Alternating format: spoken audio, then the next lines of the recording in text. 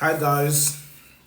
So today I want to treat some questions on there's been a couple of emails that I've received concerning traveling to traveling jabbing from Kuwait. When you're a resident in Kuwait, does is it easier to jabba to other countries like Canada or Australia?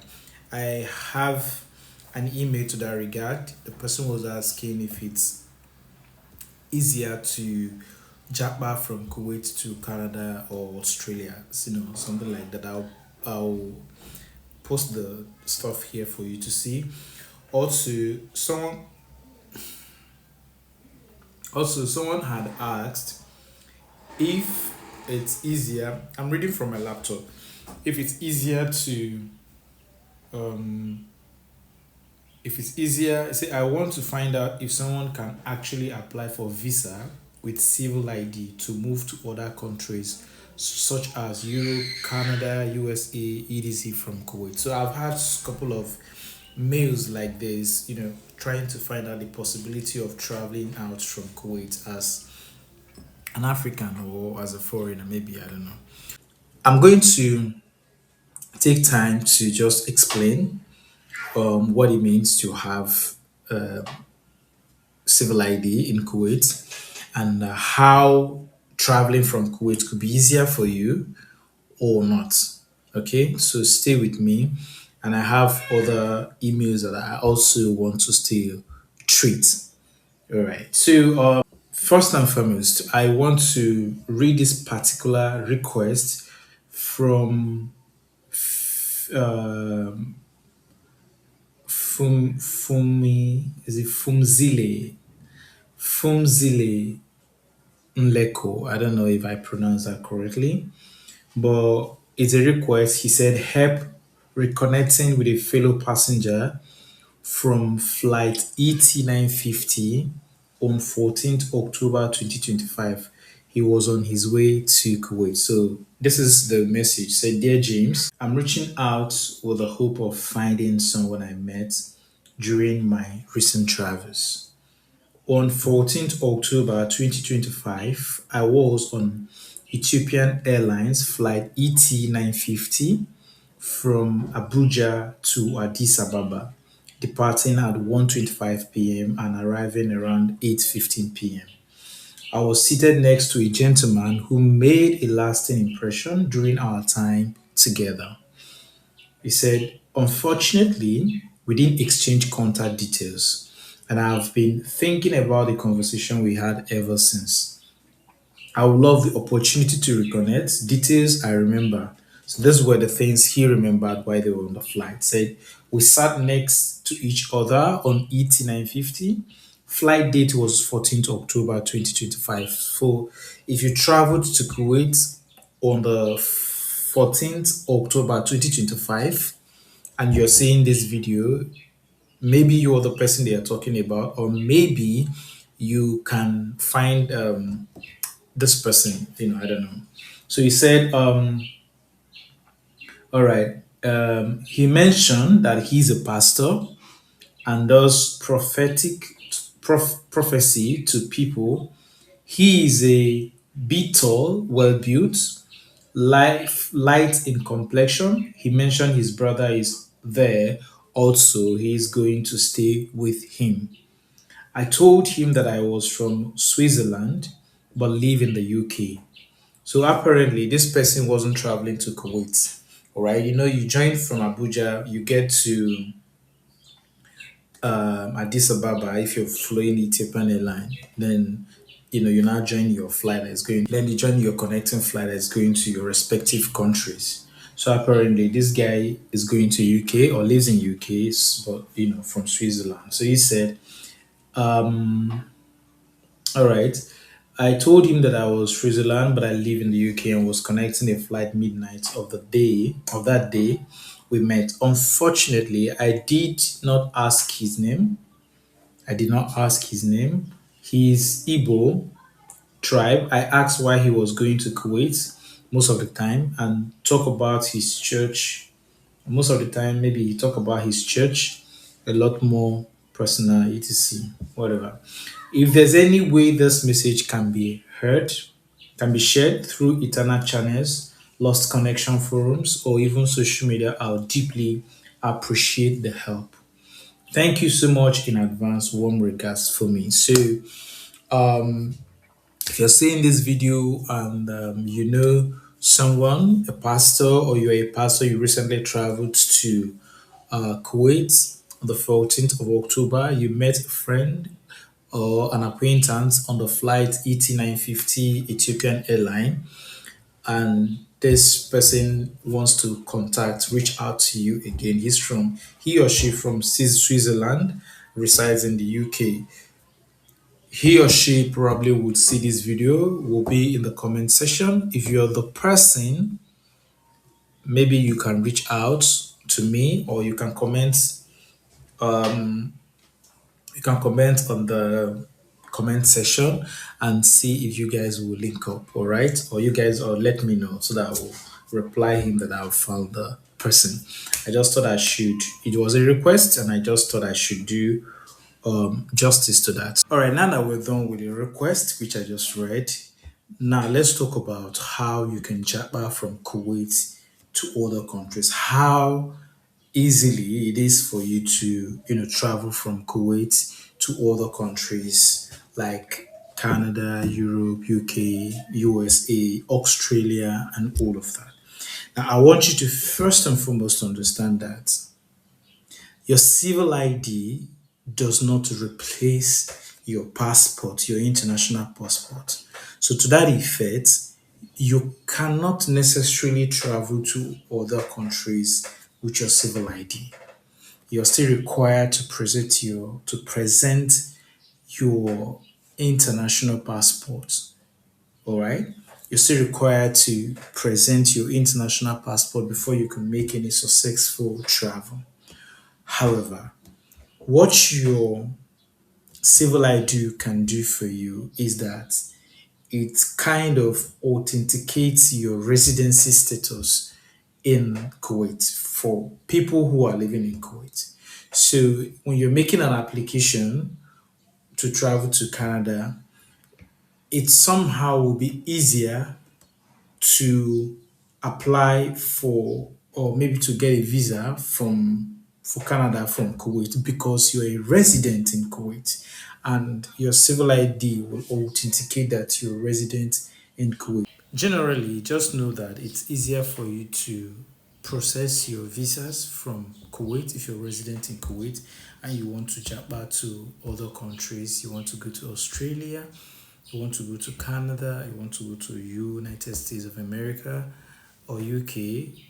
It's going to be a lot easier to process your visa from Kuwait in comparison to processing it in Nigeria, because it's going to be faster here. Supporting documents is going to be easier because you work in Kuwait, you reside here, so you have, supporting documents that you can easily use to process it.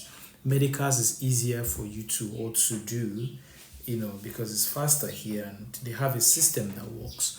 And the background check, because you have, here, I know Nigeria is not really that difficult to get your background check, but everything is easier here because it's centralized. From your civil ID, yeah, you almost have everything checked out for you. And again, because these countries do not have so much backlog or so much flagged like Africa, so somehow it becomes a little easier for you to process or even get a visa grant if you are resident in Kuwait. So generally, there. So yeah, you have it. Okay. If you're thinking of transitioning from Kuwait to other countries, it's gonna be a lot easier here in Kuwait if you would do that. All right. I don't know if I did justice to that, but that's that for that question. Now let me answer other questions which this person also asked. Said it looks like without a job offer from Kuwait, one cannot come into the country. Am I right on this? Yes. Without job offer, you can't come into the country. I said that before. You need to have a job offer from a sponsor, and then you can come into the country. Now, there is also a way you can get, if you can get a sponsored visa, sponsor yourself, but it's very expensive. All right, I wouldn't even advise that. It's very expensive. Then you can get a work visa, but you are going to have a transferable visa.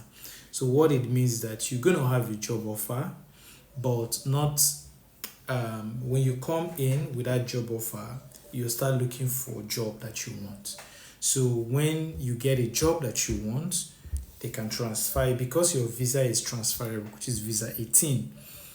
Ali visa 18, because it's transferable, you can look for other jobs. When you get other jobs, they will transfer your residency to that company. So that's another way that you can come in. So you can come in. There are some sponsors that can get you into the country with a job offer, but that job offer is a dummy job offer kind of. So you come in and then you look for job. When you get a job, you transfer your residency to the new sponsor company that you have.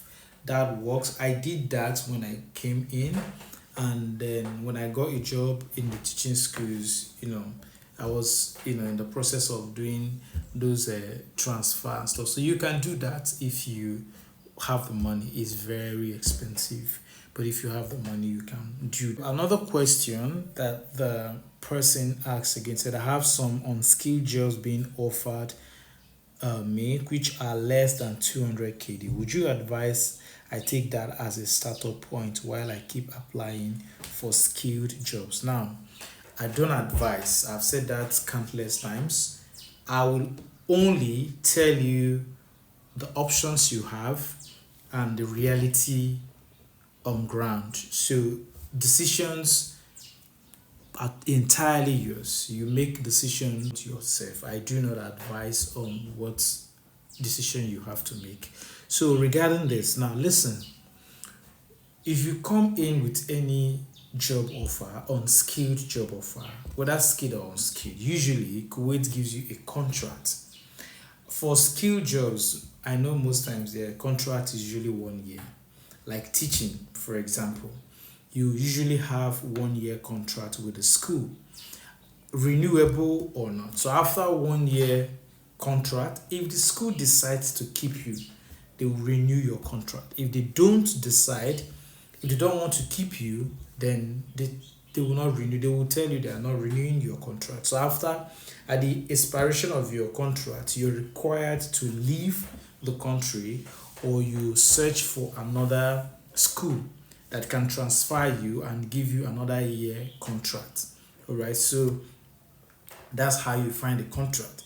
For unskilled jobs too, most times the employers give you like 2 years contracts, some three. For some of you that is going to be coming in for driving, whether you're coming in from America, whether you're coming in from UK, or anywhere you're coming, if you're coming for any skill job or unskilled job, just know that there is going to be a contract on the table, 1 year term or 2 years term or 2 year term, right? So when you sign that, at the expiration of your contract, you search for other employees to work with. So if you're being offered a job that's less than 200 KD, you know that you're not earning much. You're earning less than 1 million naira in conversion, all right, or less than $800, or less than, let's just say $1,000, less than that. Okay, okay, it's actually less than $800. But now you do know that this is going to be for 2 years contract or three, depending on the job and the employer. And before you can switch to another job, you have to finish the terms of that contract. You have to finish that 2 years or that 3 years. If you leave it, that's absconding, you will abscond, right? And when they report you, if they catch you, they will deport you. Do you get it? So it's for you to know, do I want to do this? Do I want to come in and work for 2 years, then have the opportunity to upskill? Now, again, one good thing, let me put a good thing about that is that the more experience you have in Kuwait, the more you have a higher chance of getting a better job. So if you've had 3 years experience in Kuwait, when you're now seeking to for a higher position, you have chances of getting a better job because you have had experience. So maybe by then you can bring in your certificate and add all of that to push you up. So that could work.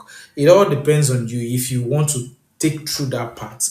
But you must understand that it's not going to be easy. All these unskilled jobs are usually not easy. That's just the truth. Sometimes they tell you they are going to give you accommodation. When you come, the accommodation, like I've said countless times, it's not one room for you. You're going to have an apartment where you share with people. So, like maybe in a room, you might be 4 or 5 in a room. If you're not someone who can share, that means you have to go look for accommodation for yourself. And then you'll be paying like 30 KD to 50 KD if you're living in Mabula, in all those areas. All right. Just get a small partition where you can stay alone. So if let's say you're earning like 180 KD, so you bring out 40 KD to be paying rent, then see you can actually manage 40 KD for a month, then you'll be able to save, all right? So it all bottles down to, is this something you want to take? Is this something you want to do? All right. So that being said, I can't tell you to take on this on that. So that decision is too entirely yours. All right. So I take on another question that I've had here. Somebody asked my certificate. See, I plan to notarize my BSc and 2 certificates. Could you advise on any additional documents required? Could you advise on any additional documents required for job prospects in Kuwait beyond notarization? Now, every certificate you have, certifications, degree, please notarize all of them. It's just going to help you. Notarize all of them. All right. Your transcript also, notarize your transcript.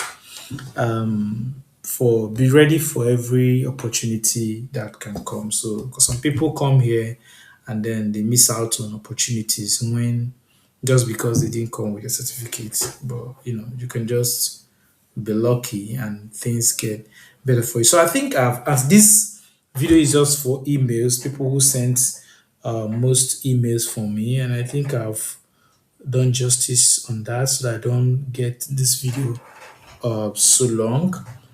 So I'll take this last one. It says, hello, sir. My name is Joseph. I've been following you on YouTube for Kuwait updates. Please, sir, I will love to know the things immigration will ask at the entry port for someone that is coming in with work visa. Also, are they going to ask if you have money that can sustain you before you start work? If your visa expiration remain 3, is it going to affect I don't know. Is this three? Is it 3 months or 3 days? I don't know. But anyways, just to put this in clarity, they are not asking you for anything. How much do you have? If they have already certified you, from Nigeria, when you come in here, nobody's asking you how much do you have in your pocket. You're coming to work. The visa you have is an access paper for you to come into the country. You're coming to work. So nobody's asking you how much do you have, no. And I've seen some people ask about yellow paper. See, let me tell you, when I got to Abuja, they made me pay for that yellow paper. All right. But nobody asked me about it. All through the airport check-in, even in Kuwait, nobody asked me about the yellow paper. So it's really not so important, except you just want to get it for anything, but nobody will ask you about it. Nobody will ask you about it. That visa you have is a sure thing that you need to have to come in. All right, thank you guys for this video, and I'll see you in other videos. As always, if this video is helpful to you, you know what to do. Like it, share it for others to benefit also. And of course, subscribe to the channel if you have not subscribed. And then I will see you in my other videos. Bye for now.